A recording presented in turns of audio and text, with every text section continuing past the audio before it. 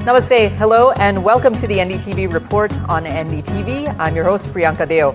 Let's go straight into our first story. The 3 Pahalgam terrorists who were killed during Operation Mahadev in Jammu and Kashmir's Dachigam on July 28th were Pakistani nationals and senior operatives of terror outfit Lashkar-e-Taiba, or LET. This is according to evidence collected by security forces, and this firmly establishes it. Now, these terrorists had been hiding in Dachigam Harvan forest belt since the day of the Pahalgam attack, and no local Kashmiri was part of the shooting team. This is according to the proof report accessed by NDTV. Ghazali joins us live for more. Ghazali? So these 3 terrorists named Suleiman Shah, Abu Hamza and Yasir, these 3 were the mastermind, or to say that these were involved in the Pahalgam terror attack. 2 of them were shooting at those tourists there on 22nd of April, and the 3rd one was appointed to sort of do the recce and ensure safety or security of these 3 terrorists from the backside in the area where they were shooting. All the documents which have been accessed from these 3 terrorists, there have been voter ID cards, some chocolates manufactured produced by a factory in Karachi, sat phones and other electronic devices which contains all the biometric details of these 3 terrorists have been accessed by the security forces, and the report sent out by the Home Ministry includes all the details and sort of stamps on the allegation which India has been putting on Pakistan, that these 3 terrorists came from Pakistan. Their entire route has been mapped and has been matched by the security agencies, that from LOC near the Gurez sector they crossed over into India, and that is when their sat phone became active. So all these details have been collected by the security forces, which confirms that Pakistan was behind the attack and these 3 terrorists came from Pakistan. Thanks, Ghazali, for that. On to our next story. A senior official of U.S. President Donald Trump's administration, Stephen Miller, has accused India of financing Russia's war in Ukraine by purchasing oil from Moscow. The move came amid the United States escalating pressure on New Delhi to stop trading with Russia. Now, Miller tempered his criticism by noting Trump's relationship with Prime Minister Narendra Modi, describing it as tremendous. Listen in to Stephen Miller's remarks. It is not acceptable for India to continue financing this war by purchasing the oil from Russia. People will be shocked to learn that India is basically tied with China in purchasing Russian oil. That's an astonishing fact. India portrays itself as being one of our closest friends in the world, but they don't accept our products. They impose massive tariffs on us. We also know they engage in a lot of cheating on immigration policies that is very harmful to American workers. And of course, we see again the purchasing of oil. So President Trump, he wants a tremendous relationship and has had always a tremendous relationship with India and the Prime Minister. But we need to get real about dealing with the financing of this war. So President Trump, all options are on the table to deal diplomatically, financially, and otherwise with the ongoing war in Ukraine. As you can see there, Stephen Miller says it's astonishing that India is basically tied with China in purchasing Russian oil. President Donald Trump has confirmed his special envoy, Steve Witkoff, will visit Russia next week ahead of a looming U.S. sanctions deadline and escalating tensions with Moscow. Trump warned Russia of ordering the repositioning of 2 U.S. nuclear submarines after highly provocative statements of the country's former president, Dmitry Medvedev, as the 2 engaged in a war of words online. Listen in to the U.S. president's latest reaction to this. A deal where people stop getting killed. They had a number that just came out that a tremendous number of Russian soldiers are being killed. And likewise, Ukraine, a lower number, but still thousands and thousands of people. And now we're adding towns where they're being hit by missiles. So it's a lot of people being killed in that ridiculous war. And, you know, we stopped a lot of countries from war, India and Pakistan. We stopped a lot of countries. Activists of the National Citizen Party and the BNP student wing held separate rallies in Bangladesh on Sunday ahead of the first anniversary of the July uprising that toppled the Sheikh Hasina-led government on August 5th of last year. Our NDTV's Saurabh Gupta brings you all of the details. Saurabh? Bangladesh is basically building up to August 5th, and August 5th is the anniversary of the toppling of the Sheikh Hasina government after violent protests rocked boycott Bangladesh last year. Now, these protests started over a quota announcement or a quota decision by a court, but it soon turned into something much bigger. And eventually, on the 5th of August, the former Prime Minister of Bangladesh, Sheikh Hasina, had to flee Dhaka.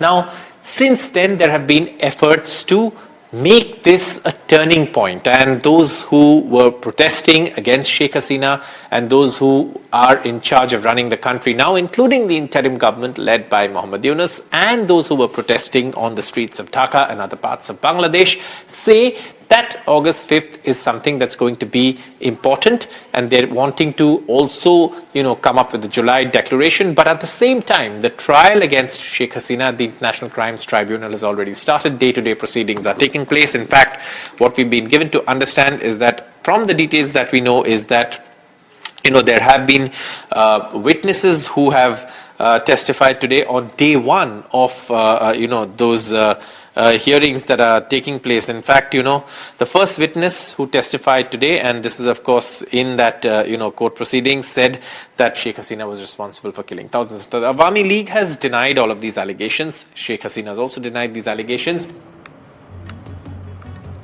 Thanks, Saurabh, for that. Our next story, Pakistan supports Iran's right to develop nuclear capability for peaceful purposes as the two sides signed several agreements to expand cooperation in multiple fields. Iranian President Masoud Pezeshkian, who arrived in Islamabad on Saturday, met Prime Minister Shehbaz Sharif at his official residence. At a joint press conference following their meeting, Sharif emphasized that Iran has the right to peaceful use of nuclear energy, which has been the center of the ongoing tensions with Israel.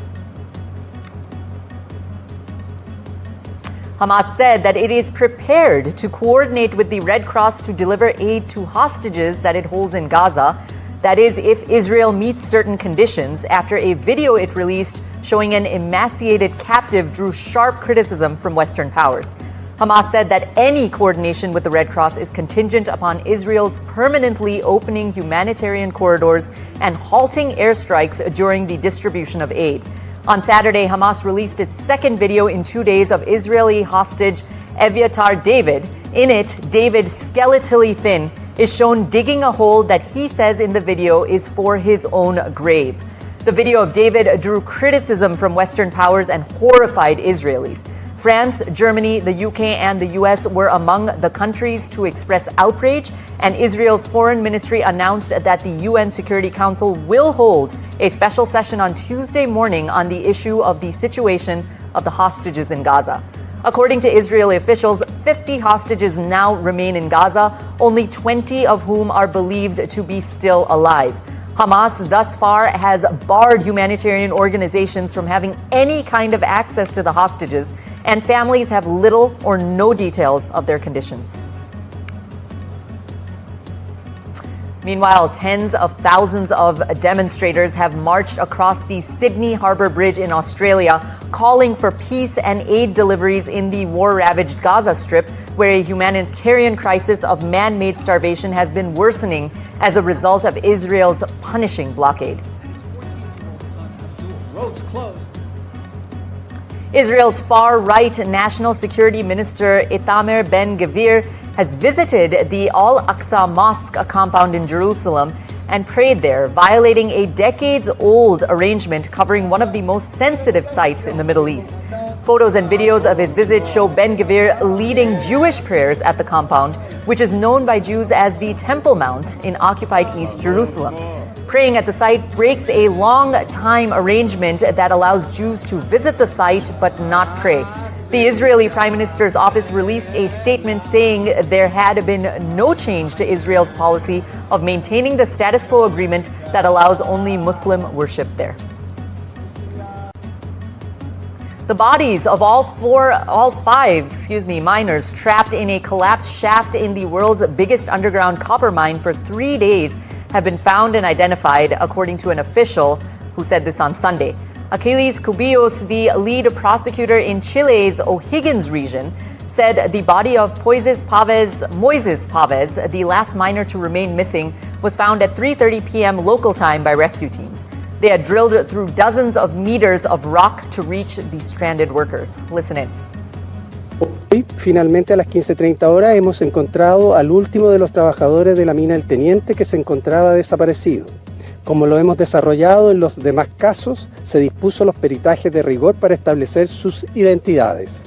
Se trata del trabajador Moisés Esteban Pavés Armijo. The UK has unveiled plans for a new law that will crack down on criminal gangs behind social media advertisements promoting dangerous small boat crossings and other forms of illegal immigration into the country. This is under a new amendment to the Border Security, Asylum and Immigration Bill currently going through the Parliament. A UK-wide offence will be introduced to criminalise the creation of materials for publication online which promotes or offers services facilitating a breach of Britain's immigration law. Sri Lanka received a total of 200,244 tourists in July of 2025, with Indian travelers accounting for the largest share, according to local media who reported this on Sunday. This marks an increase of 6.6% in total tourist arrivals as compared to figures from the same period last year, according to the latest data released by the Sri Lanka Tourism Development Authority. This means that Indians accounted for 18.5% of Sri Lanka's total tourist footfall. Plastics are a grave, growing, and under-recognized danger to human and planetary health, a new expert review has warned. The report says that the world is in a, and I quote, plastics crisis, which is causing disease and death from infancy to old age and is responsible for at least $1.5 trillion a year in health-related damages. The driver of the crisis is a huge acceleration of plastic production, which has increased by more than 200 times since 1950 and is set to almost triple again to more than 1 billion tons a year by 2060. While plastic has many important uses, the most rapid increases has been in the production of single-use plastics, such as drink bottles and fast food containers. Now, as a result, plastic pollution has also soared, with 8 billion tons now polluting the entire planet, from the top of Mount Everest to the deepest ocean trench. Less than 10% of this plastic is recycled. Trump and Canadian Prime Minister Mark Carney will likely talk, and I quote, over the next number of days after the U.S. imposed a 35% tariff on goods not covered by the U.S.-Mexico-Canada trade agreement. This is according to a Canadian official who said this on Sunday. Dominic LeBlanc, the federal cabinet minister in charge of U.S.-Canada trade, also told CBS News' Face the Nation that he was encouraged by recent discussions and believed a deal to bring down tariffs also remained an option. Maha Siddiqui brings more, but first, the latest from Carney. Listen in. Look, Canada's strong. We can give ourselves far more than anyone can take away. We're building this great country. I just met with the Premier, building BC, building Canada, building in a Canadian way. Building sustainably, building together, building positively, and that's what we're going to do. And yes, we'll come to something with the Americans, something constructive with the Americans. The August 1st deadline is over, and US has already imposed a 35% tariff on all non-CUSMA compliant goods that are exported from Canada to the United States. CUSMA is the agreement between Canada, US and Mexico. Now, Canada says that almost 89% of their goods are CUSMA compliant, which means that about 10% goods are going to be impacted. They also say that the average tariffs for Canada that US has imposed is one of the lowest right now as compared to the other countries that the US has targeted with its tariffs. However, there are 3 sectors that are very critical to Canada and where a huge impact is being seen because of the US tariff. That is lumber, aluminium and steel, and the automobile sector. So much so that the fallout is already being seen in the automobile sector, with job loss especially in the province of Ontario. So the US and Canada will continue to negotiate a trade deal despite the August 1 deadline that is long over. Now, this is what the Canada-US Trade Minister Dominic LeBlanc has said, saying that Mark Carney, the Prime Minister of Canada, will continue to remain in discussion with US President President Donald Trump over the next number of days to be able to seal this deal. However, experts warn that a no deal might be better than a bad deal for Canada. Meanwhile, even as the two leaders of the countries, that is Canada and the US, remain in direct contact over the deal, the offices of Dominique LeBlanc and the US Commerce Secretary Howard Lutnick will remain in touch on the issue as well. That was Maha Siddiqui reporting from Vancouver. Thanks for that, Maha. We are going to go into a short commercial break. Stay tuned for more stories.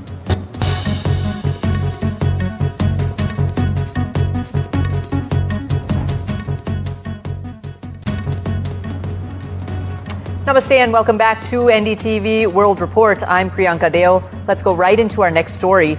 Private enterprises in the United States cut over 10,000 jobs in July due to a significant acceleration in AI-related restructuring, according to a report released by outplacement firm Challenger, Gray & Christmas. The report shows that as of July, U.S. companies have announced over 806,000 private sector job cuts just this year, setting a new record for the same period since 2020. Among them, the technology industry has become the hardest hit area, with over 89,000 jobs cut, up 36% year on year. Enterprises generally attribute layoffs to tariff pressure and the development of AI. The report indicates that since 2023, over 27,000 jobs have been directly replaced due to the rise of AI, and that the emerging technology has become one of the 5 main causes of unemployment this year. Despite curiosity around the new program, the launch date and specific details of which are yet to be released, data shows the existing investment-based residency program EB-5, which the Gold Card will replace, has seen more applications from India over the past 1 year than ever before. That's according to the American Immigrant Investor Alliance.